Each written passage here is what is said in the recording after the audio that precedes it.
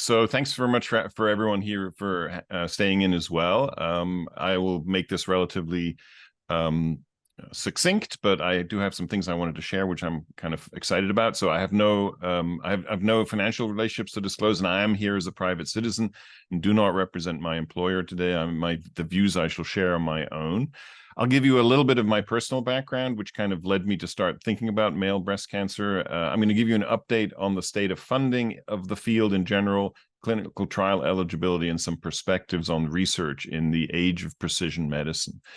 So this is my personal path. I'm German by birth, grew up in the UK, did my PhD there, my undergrad there. I came to the United States for postdoc, like a lot of scientists from abroad do. I stayed, obviously I'm still here. I did various faculty roles, did some leadership. At the time I was working at this big cancer center, I was diagnosed with breast cancer in 2012. Unfortunately, I spent my entire career working on brain tumors, which was clearly a mistake, but I couldn't know. So too bad for me. So I'm not an expert on breast cancer by any means, but I have studied cancer my whole life. And currently I'm working on as a training director at the NCI. My wife and I share everything, including breast cancer. So she went ahead of me. This is a little picture of us in the Houston Chronicle back in 2012, where they thought it was interesting that, a married couple, both of whom worked in cancer, had the same cancer. They thought that was funny and interesting. And then this is me right as I'm getting my radiation therapy. You can see the hieroglyphics on my chest. I'm sure many in the room have had them on their chest. I was very proud to get David J., who is the photographer who did the SCAR project, where he photographed young women with breast cancer, and a group that's also a small proportion of people and often neglected, to photograph a series of crusty old men for the SCAR project. So that was fun. So this is the starting point of my cancer journey. So the observation that my wife and we had our cancer 5 years apart, but we had very much the same cancer, invasive ductal breast carcinoma, the typical male disease, ER/PR positive, HER2 negative. I had stage 3, she had stage 2, but we had a very similar treatment cycle. For me, so at MD Anderson, they do the chemo before the surgery so that they can see whether the chemo works. It didn't work for me very much, which is why I cut short my Taxol by 1 cycle because the tumor was continuing to grow during the Taxol. Then I did my FAC, and then right after that, they put me on tamoxifen. I got my surgery and my radiation, and I've been on tamoxifen ever since. So I'm having a very interesting conversation with my oncologist. So at MD Anderson, my oncologist was Dr. Giordano, who spoke earlier. But I left there in 2018, and now I'm being treated at the Georgetown University Lombardi Cancer Center, and I'm having a very interesting conversation with my oncologist there about tamoxifen. So I'm in my 11th year of tamoxifen. She wanted to stop at 10 years. And we had this conversation. She said, if you were a woman, I would stop you, she said to me. And she also said, there's no data. Right. And I said, some data, so we're going to stop. And I said, exactly, there's no data. So why are we going to stop? Right. So you heard earlier today that there's some data emerging for women that maybe 7 years is the point at which most people stop getting benefit. That may be true. I think important to note in all of these situations that these are statistical arguments made based on large populations of people that are being followed. As the core of my message today is that we are very far from any kind of personalized medicine in this disease. And I understand that, maybe statistically, I'm not getting much of a benefit in year 11. But since there is no data, and I would prefer to continue, that is my stance. And I hope to prevail when I see my oncologist in January to get another year. We shall see. My wife had tamoxifen for 2 years and then switched to arimidex, an aromatase inhibitor, which is currently not available to men, but thanks to the great work that we saw just a couple of talks ago, they might become available at some point. And someone mentioned thyroid. That's a question that's also been on my mind. I've been followed for a thyroid nodule since 2014. They tried to biopsy it, twice and never quite got enough to make a definitive diagnosis of whether it's malignant or not. But I've been on Synthroid since then to try and suppress it, and that seems to have worked. So you've heard this 100 times today. I won't go over it. Most male breast cancer is hormone driven. It's very similar to one of the most common kinds of breast cancer in women, and it's derived from the same tissue. We have that tissue. We have breast tissue. These are breast cancers. That's all fine and good. So as a first line, being treated the same way as I was with the identical approach to my wife is a reasonable thing to do. I think it's fine. I've done fine. Many people in the room have done fine. But we hear a lot of very how shall I say it, enthusiastic presentations from people from the pharma industry and people from the cancer centers about how we live in this glorious age of personalized cancer therapy.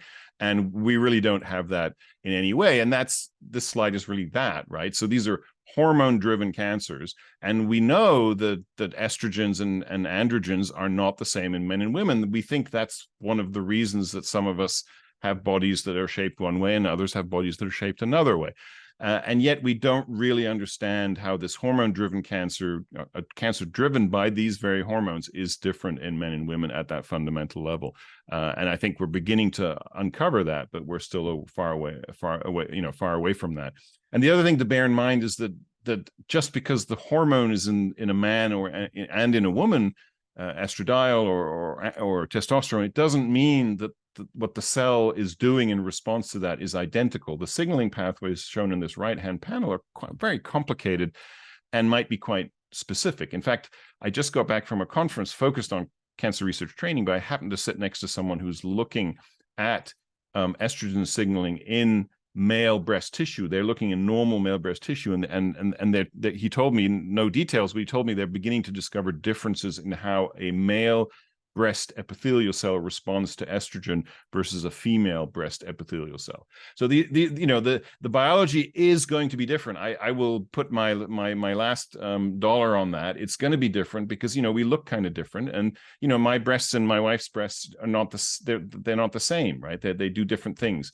So I think there's a lot more to come, and I'm excited about it, but I'm also concerned. So this is the big question. I put these letters in pink because I couldn't help myself. Is breast cancer the same in men and women? I say no. So how are we going to get to the answer to that important question? That is, in my mind, through funding. So this is something I've been thinking about pretty soon after my diagnosis. I wrote this opinion piece in a journal which I think no longer exists, Breast Diseases, a yearbook quarterly. I said male breast cancer opportunities for research and clinical trials, because at the time it didn't look so good. So in preparation for this meeting, I took a look at this 10 years later, essentially, or thereabouts. So there is some good news. I looked at research investment. Back in 2013, when I wrote that paper, I could find about $7.5 million total grant investment over the 10-year period, 2003 to 2013. Many projects included male breast cancer rather than focusing on it. So it was a bunch of diseases, including male breast cancer, but also all these other cancers.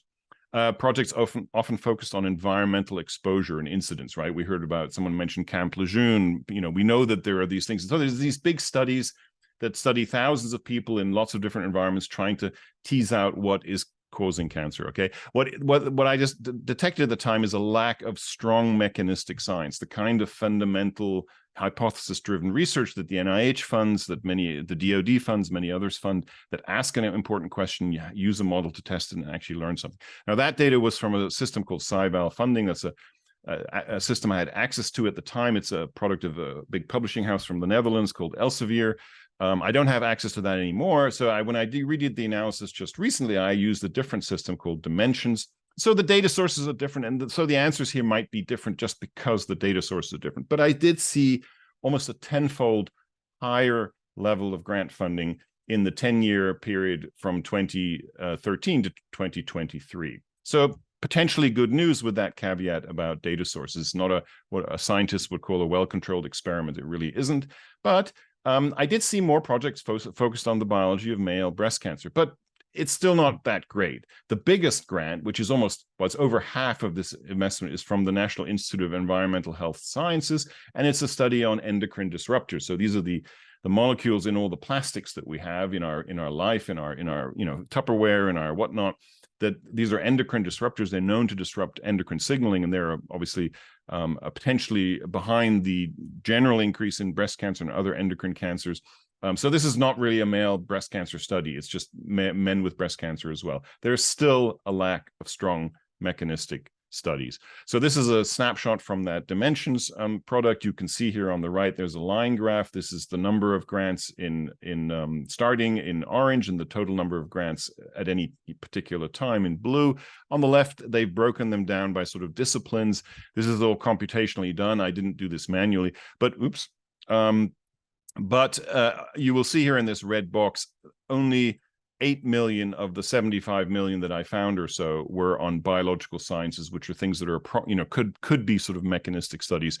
There's the big environmental health stuff. And then there's a lot of clinical studies that are in this grants database. So the funding of basic fundamental discovery science is still an opportunity for growth 10 years later. And I think, again, I'm hearing the same thing that you heard today. People are building cell lines. People are building these PDX models. That's models where they take the tissue straight out of the patient and put it in a mouse. It never ends up in a plastic dish. And these models are much better. They have a much higher resemblance to the actual human disease. So it's coming, but it's coming in 2023. And it's been a while. It's the slow train. Here are some of the top hits from that search. So you can see here, for example, clinical pathological characterization of male breast cancer, prevalence and characterization of BRCA2 in male breast cancer cases. So, here's the EORTC trial. This is Dr. Giordano, my former oncologist and former colleague. So these are things you're familiar with. None of these are that sort of fundamental biology. Imaging. Here's something could be fundamental biology. At some point, they're making a tissue microarray. So that they can measure some, prognostic factors. Novel genes are being found. So we're seeing the beginning of things, transcriptomics and things like that. So it's not all bad news, but we don't have a good model. We don't have yet the basic biology. So if we have this meeting again in 10 years, maybe it'll look better. We don't know. I hope so. I think so. I believe so. Okay, what about clinical trial eligibility? So again, this is not 10 years ago, this is in 2016. So this is 7 years ago. When I looked at this and I blogged about it on my blog, I found about 7,000 or odd trials in clinicaltrials.gov with the term breast cancer. And these trials either accrue women only or both genders. There's less than 1% of these trials that are men only. So we saw one men only trial today. That is an extreme rarity. So when men are included, they're included with women. Okay. And of course, bear in mind that this is all breast cancer, and there are quite a few breast cancer types that are not where men are irrelevant, because it's even more rare in men. So triple negative, we heard a lot of trials from AstraZeneca today, triple negative trials, HER2 trials. Those are trials where if they don't accrue men, that actually makes biological sense, because, there are not that many men with breast cancer, and then there are just a tiny number with these very, relatively unusual cancers. So this is not, I don't expect this bar on the right here to become blue, entirely blue. That's not reasonable, but I want more blue. So in 2016, it was about 31% that men could join of trials overall, and trials that are actively accruing. Okay, so this database has kind of all trials in it, and not all necessarily open for business. They could be finished, or they could be not started yet, or on hiatus. It's a very complex database, and as someone I think mentioned, it was so hard to find trials. It is very hard to find trials. And actually, there's an NCI working group trying to make it much easier for people who are not oncologists to find trials that they might be eligible for. This is something I'm quite passionate about. Before Twitter became X, I used to tweet trials that men could accrue to. I don't use that platform anymore, so my apologies. So here's the good news. This is the best news that I found. So now I looked again this month, just a few days ago, and I found 13,000 records. It's up from 7,000 or so. That's probably because this database is also historical, right? Once you put a trial in there, it'll always be in there, even if it's completed. So this is just the natural accrual of trials. But currently, there are more open trials than there were 7 years ago. So currently there are 2,400 trials, breast cancer trials, that are accruing. That's a 50% increase. Again, less than 0.5% are for men only. But the big news is that while there's been a slight uptick in all the trials from 31% to 36%, the ones that are accruing, which probably represents the more recent trials, the eligibility has gone up from 31% to 46%. That is big news in my mind. That's almost half the trials that are currently accruing for breast cancer will allow men to accrue. And if you then subtract the ones where it doesn't make sense to include men, that's actually getting to be a pretty good number. I also looked at what phase of trials, because that's important. Back in 2016, I saw, you can see the 2016 numbers are always the left-hand bars of the pairs. I saw the higher the phase, the fewer accrued men, right? So the darker portion of the bar gets smaller as you go from phase 1 to phase 2 to phase 3. That trend's still the same today, but it's less so. And why is that important? Well, phase 1 is a toxicity trial. That's not even trying to do anything for you clinically. It's just seeing, if the therapy they're developing is dangerous. Phase 2 is the first trial where you might get some efficacy. But phase 3 are the trials. These are the large trials with large numbers of patients where you're trying to prove efficacy statistically so that then you can get approval of the trial. And phase 4 is kind of a follow-on phase. So the best trials to be in are the phase 3 trials. They're the less experimental of all these experimental trials. So the good news is that now almost half of phase 3 trials are already allowing men to accrue, and over 75% of phase 1 trials allow men, and over half allow in phase 2. So again, this is the overall trend, but it's also broken down by phase. And then if we look at a couple of types of trials, so I just picked 2 because they're highly therapeutic, and these are also accruing trials. So drug trials, which is just drugs, right? And biologicals, which is where all the action is. That's the immunotherapy. That's all these CAR T cells, all this cool stuff that you're hearing in the newspaper. Again, the trend is improving. So for drugs, it was about 30%. Now we're almost at 50%. And for biologicals, we're at 75%. So that is pretty good. I mean, that's pretty exciting. Again, remember some of these biologicals, some of the stuff we heard from AstraZeneca, like if it's a HER2 targeted, antibody with a drug on it, it doesn't make sense to accrue men because we don't typically have HER2 positive cancer. So I think this is actually pretty good news. So I'm excited. Now, the question that I don't know the answer to is, will these trials where men are included change the standard of care guidelines, the actual way that people will be treated, men will be treated, right? And so how are guidelines changed? Well, guidelines are changed on the basis of clinical evidence, often in the form of a phase 3 clinical trial, right? So that's the big trial, lots of statistics, takes years to complete, and then some follow-up, and then it's published, and then the organizations that make the clinical pathways, the clinical care guidelines will come and say, okay, we're going to change the standard of care. So maybe treatment of a man will then continue to be modeled on breast cancer in women, on the cancer in women that has the same characteristics as the cancer in men. So if they have a big phase 3 trial and there's a handful of men, and maybe it shows something and a new drug gets incorporated into the standard of care, we may get the same. That still isn't quite personalized therapy in my mind.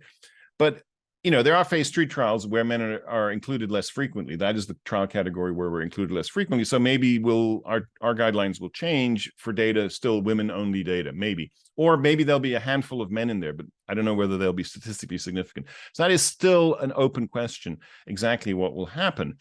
I think we've done pretty well so far with being treated the way women are treated. I'm not complaining, but I'm just wondering what the future holds and how that will be decided. And then, of course, there are some trials like the Ethan trial that Dr. Leone showed, which is men only, and that has the real possibility of changing the standard of care. So, we may in just a few years see it moving from an only tamoxifen approach to a much more flexible approach for that component of our therapy, which is a really important component. Okay. Some perspectives. So I'm the patient representative on the EORTC trial that you heard this morning from Dr. Cardoso and Dr. Giordano. I'm very honored to be a part of that. You've heard all about this trial already, so I'm not going to go. My mouse is doing weird things. I'm not going to go into any detail here, but it's amazing that we have for the first time a large registry trial. Why is that amazing? Because we are no longer basing our outcomes information, or will no longer be basing our outcomes information on small historical hospital cohorts, right? That's what the data has been showing. Now, those data, there are many in the literature. suggests that men are doing fine with the current state of treatment. But here we will see something. And of course, you also heard that they're doing quality of life, they've collected tissue, and they're doing molecular analysis. So there'll be a lot of cool stuff coming out of this study. I'm very excited. And I just, the leaders of this, Dr. Cardoso, amazing, all of these folks on this slide. They're published also from this trial some of the first transcriptomics. So there was a gene risk signatures paper. This was an interesting paper which tried to or succeeded in recapitulating some of these very common risk tests like Oncotype, MammaPrint. You've heard them all. And a couple of other more experimental ones. And they found that across all the signatures, patients whose samples were identified as low risk experienced better outcomes than intermediate risk, with those classed as high risk having the poorest outcomes. So basically it's saying if, the test works about as well in men as it does in women. That's pretty much the outcome of this paper, which again is sort of reassuring. It's that sort of lens that we've been looking at male breast cancer, we've been looking at male breast cancer through for a long time now, which is that, pretty close to the female disease. But there are lots of similarities, right? We've already talked about all this. The molecular subtype is very close to one subtype of female disease. Most hospitals and registry studies show that men matched by disease and subtype. So, men are diagnosed later, they're diagnosed with higher stage of disease, but if you control for those variables, the outcomes are very much similar to women. And I should say that's very much a US perspective or a European perspective. Obviously, in other countries with different health systems, that may look quite different. And then for metastatic cancer, right, there was an examination of whether the women's guidelines were still appropriate for men. And in 2014, they concluded that they are. And then there are some other nuances here that I won't go into.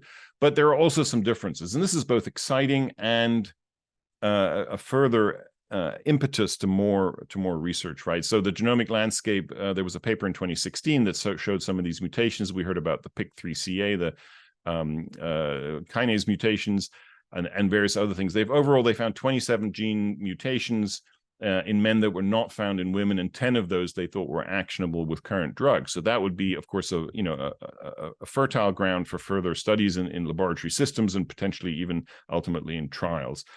We heard about DNA methylation. That's not so new, to be honest. That's been looked at in a while. It's new in circulating DNA for sure. There are some patterns there that again resemble largely women, but not always. And then there was this really nice paper, which if you haven't seen it, from Val Spears's lab, basically doing a systematic review of the field, papers up to 2021. And I blogged about it on my blog. If you want to hear my opinion about it, you're hearing it right now, but you can go read it again. This is a great paper. So they looked at all these different things, and they found that there was some stuff to be done. So these three genes are underexploited markers of male-specific prognostic value in breast cancer. So this is the glimmers of some of the biological differences that are emerging that could be used for further examination. And there are, of course, some extensively researched ones like, estrogen receptor. We know all these things. But they also found these other genes here. I won't read the list. Some of them are very famous genes, P53, MDM2. These are researched genes. HIF1 alpha, there's, thousands and thousands of papers in the literature on each of these genes. Many of them in breast cancer, none of them in male models. So again, this is a great starting point for more research. This is a quote from that paper. I'll just read it. Considering the differences between male and female breast cancers, the roles of ERA, the estrogen receptor, progesterone receptor, and androgen receptor need to be reestablished in a male-specific setting. Developing suitable male breast cancer laboratory models are necessary to achieve this target. So this kind of takes me back to where I started. This is a hormone-driven disease. We're seeing differences. Until we look, we won't know, right? So you heard a lot about from some people. We don't, there's no evidence. There's a difference between the absence of evidence and the evidence of absence. So we don't have any evidence, so we don't know what the differences are, and so it's easy to say, well, we don't know of any differences, but it's because we haven't looked. So we must look.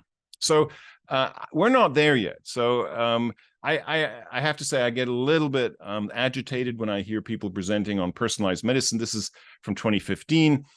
Personalized medicine from Wikipedia. Personalized medicine also referred to as precision medicine, whatever, is a medical model that separates people into different groups with medical decisions, practices, and so on being tailored to the individual patient. We've been promised this for longer than 2015, but certainly for the last 8 years.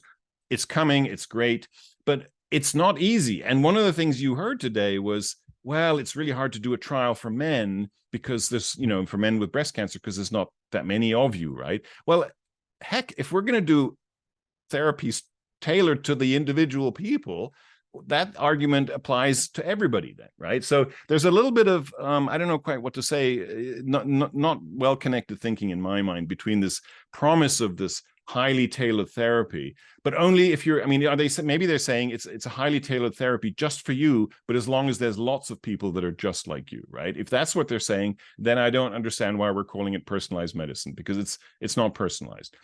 So hormone-dependent cancer in two very different hormone environments. We need a deeper understanding of hormone signaling pathways in men and women, in trans men and women, in pregnant women.